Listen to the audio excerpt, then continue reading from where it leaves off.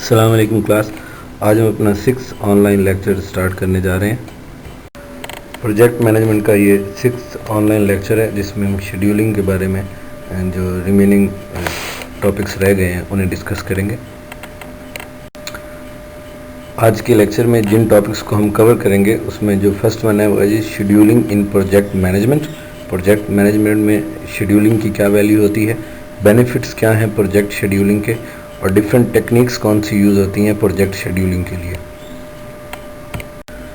First topic जो हम discuss करने जा रहे हैं वो जी scheduling in project management.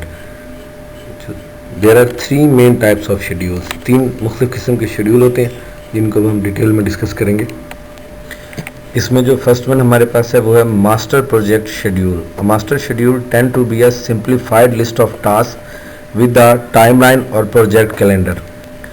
Master schedule में आप सिंपली जो टास्क आपने फुलफ़िल करने होते हैं या कंप्लीट करने होते हैं आप उनकी एक लिस्ट बनाते हैं अकॉर्डिंग टू टाइम जिनको आपने कंप्लीट करना होता है। That is called master project schedule. Second है जी हमारे पास माइलस्टोन शेड्यूल और summary schedule. This type of schedule tracks major milestones and key deliverables but not every task required to complete the project.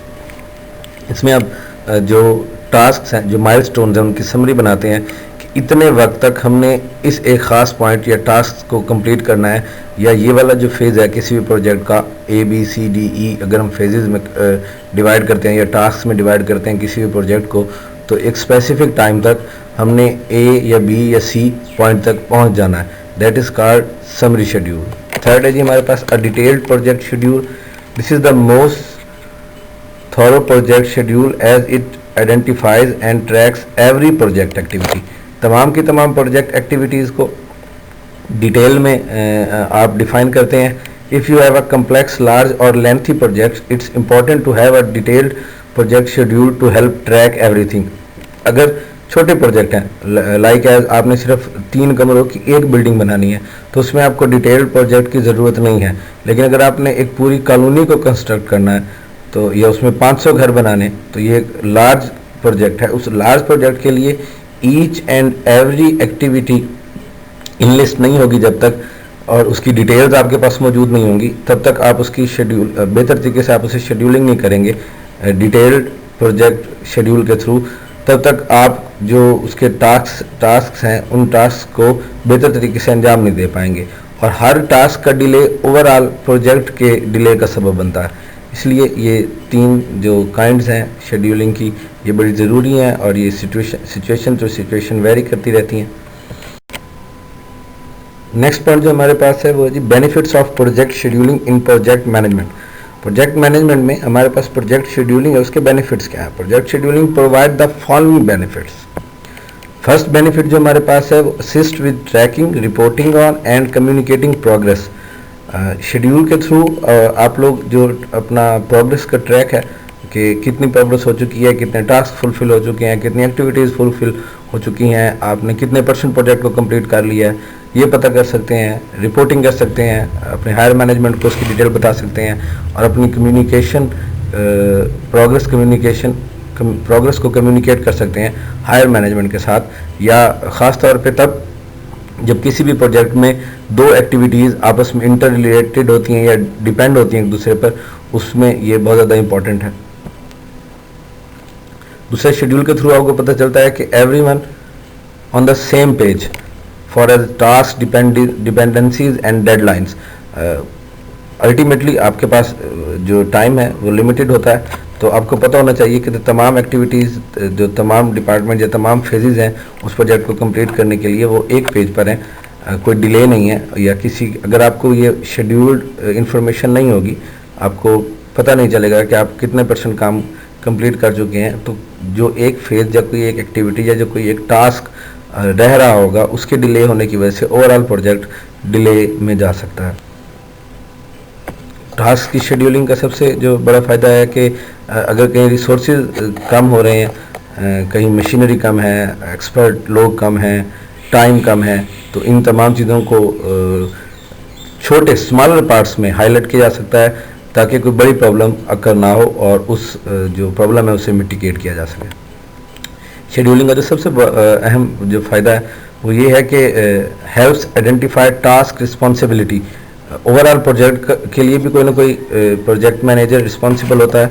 उसके साथ साथ जो मुख्तलिफ टास्क होते हैं जिनको आप एक्टिविटीज़ को स्मॉलर टास्क में डिवाइड करते हैं, उसके लिए भी कोई ना कोई पर्सन रिस्पॉन्सिबल होता है। विदाउट रिस्पॉन्सिबिलिटी आप किसी को अथॉरिटी नहीं देते। और लास्ट वन है जी, can be use to monitor progress and identify issues early.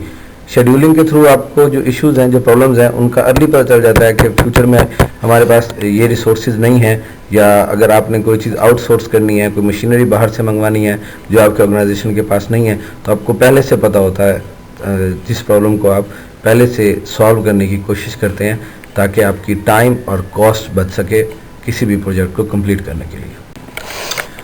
कोई भी शेड्यूल जो है वो किसी भी टेक्निक या प्रोसीजर के बगैर तो नहीं बनाया जा सकता। तो शेड्यूलिंग टेक्निक्स जो हैं वो फंडामेंटल बेस प्रोवाइड करती हैं किसी भी प्रोजेक्ट की शेड्यूलिंग के लिए, क्योंकि अगर कोई प्रोजेक्ट डिले होता है तो उस डिले की वजह से ना कि इटसेल्फ वो प्रोजेक्ट अफेक्ट होता है, बल्कि वो ऑर्गेनाइजेशन जो उस प्रोजेक्ट को कंप्लीट कर रही होती है वो भी अफेक्ट होती है।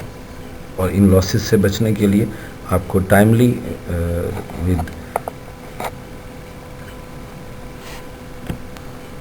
टाइमली विद जो कॉस्ट आप तय करते हैं और उस टाइम जो रिक्वायर्ड टाइम होता है उसमें उस प्रोजेक्ट को कंप्लीट करना होता है।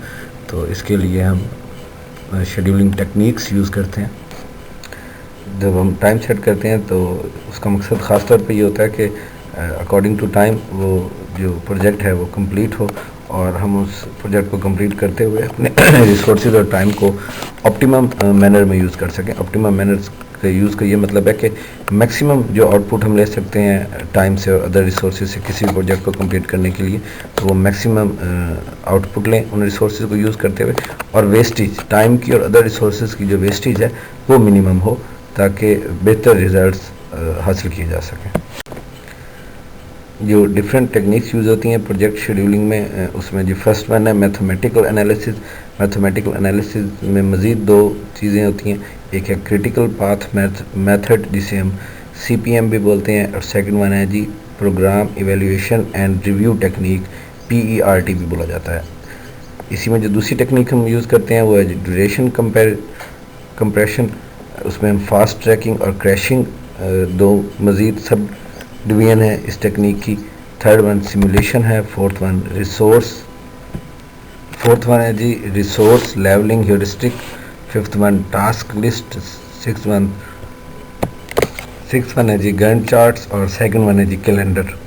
तो ये 7 टेक्निक्स हैं जो प्रोजेक्ट शेड्यूलिंग के लिए यूज़ होती हैं। आगे हम नेक्स्ट स्लाइड्स में हर टेक्निक को अलग-अलग स्टडी करेंगे।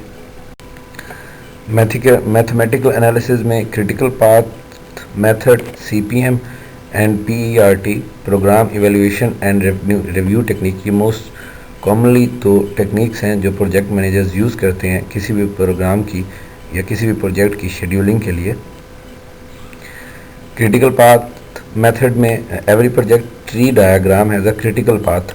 Critical path method estimate the maximum and minimum time required to complete a project. अगर आप जो ट्री बनाते हैं कि फर्स्ट फेज़ में या फर्स्ट टास्क में हमने A जो टास्क है वो कंप्लीट करना है, फिर B, फिर C, अगर A C के साथ कनेक्ट हो रहा है तो वो जो ट्री है उसमें आप मैक्सिमम और मिनिमम टाइम हर टास्क का रखते हैं, जिससे आपको आइडेंटिफाई कर सकते हैं क्रिटिकल टास्क को। CPM also identify critical task that should be incorporated into a project. जो क्रिटिकल टास्क होते हैं, ऐसे टास्क जो बड़े ज़रूरी होते हैं, जो डिपेंड कर रहे होते हैं किसी प्रीवियस टास्क पर, या जिनके बगैर प्रोजेक्ट का मुकम्मल होना नागुज़ीर होता है, उनको भी आइडेंटिफाई करता है। सेकंड वन जो program evaluation and review technique है, ये ख़ास तौर पे तब बहुत ज़्यादा फ़ायदेमंद होती है जब आपके टास्क एक दूसरे पर डिपेंडेंट हो। अगर डिपेंडेंसी ज़्यादा है टास्क की तो उसके लिए ये टेक्निक बहुत बेहतर होती है। PERT is a way to schedule the flow of task in a project and estimate the total time taken to complete it. किसी भी प्रोजेक्ट मुकम्मल करने में जो टाइम लगता है वो आपको ये टेक्निक बताती है। This technique helps represent how each task is dependent on other. कौन कौन से टास्क हैं जो दूसरे पर डिपेंड कर रहे हैं, वो इस टेक्निक से पता चल सकता है। To schedule a project using PERT One has to define activities, arranging them in an orderly manner and define milestones. तो आपकी एक्टिविटीज़ की जो डेफिनेशन है उनको डिफाइन करना, उनको आपस में अरेंज करना, उनका अरेंजमेंट क्या होगा, उनका ऑर्डरली मैनर क्या होगा कि कौन से एक्टिविटीज़ या टास्क पहले कंप्लीट होंगे, कौन से बाद में होंगे, और माइलस्टोन, ये तमाम चीज़ें इस टेक्निक के थ्रू इजीली डिफाइन की जा सकती हैं। सेकंड टेक्निक जो शेड्यूलिंग के लिए हम यूज़ करते हैं वो है duration compression. Duration compression helps to cut short a schedule if needed. It can adjust the set schedule by making changes without changing the scope in the case the project is running late. अगर project late हो रहा है, वो milestone या वो जो time आपने set किया हुआ था उससे प्रोजेक्ट लेट है, तो आप ड्यूरेशन कंप्रेशन की टेक्निक यूज़ करते हुए जो टाइम है नेक्स्ट फर्दर प्रोजेक्ट को कंप्लीट करने के लिए आपके पास, उसे कम कर लेते हैं, उसके स्कोप और उसकी क्वालिटी को कंप्रोमाइज़ किए बगैर। Two methodologies that can be applied, fast tracking and crashing. ये दो मेथडोलॉजीज़ हैं जो इसके लिए यूज़ होती हैं। फर्स्ट वन है जी fast tracking. Fast tracking is an other way to use CPM।